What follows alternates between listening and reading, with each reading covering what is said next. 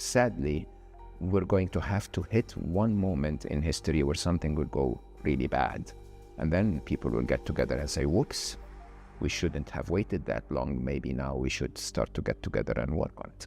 So I think that it's totally within the US government's power to end this crazy race to superintelligence between AI companies, or at least to put guardrails around it so that they proceed with the appropriate caution and do the relevant sort of research and have to actually make it safe before it's too late. We have an opportunity to imbue human values in the machines that we're building.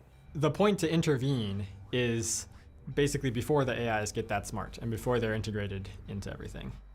International alignment on regulation is an age-old problem, but what I will say is there needs to be room to tailor regulation to the needs of a locale. The main problem is that you have to convince the government to do a 180 and unplug all this stuff that they've been happily and eagerly building. I don't think you're going to be able to convince the government to unplug.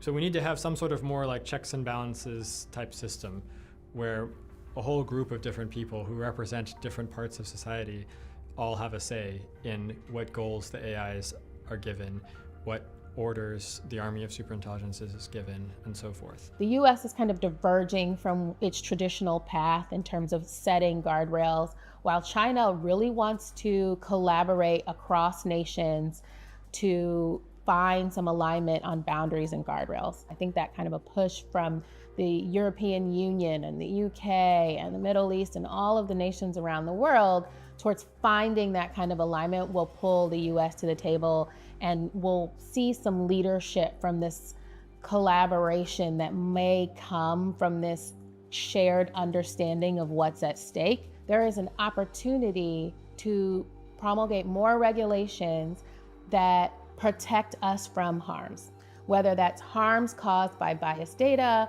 harms caused by attacks on these systems, that kind of thing. AI tools will become national assets. If the army of superintelligence is just completely controlled by a single man, even if that man was democratically elected, then I think that we're not really a democracy anymore. If we want to stay a democracy, we need to have checks and balances over what goals the superintelligences can be given and what uses they can be put to and who gets to see what they're up to, for example. So I would like to see a world where, Congress and the judiciary and these other parts of the government have a say in how this is developed and who's doing what with the army of superintelligences.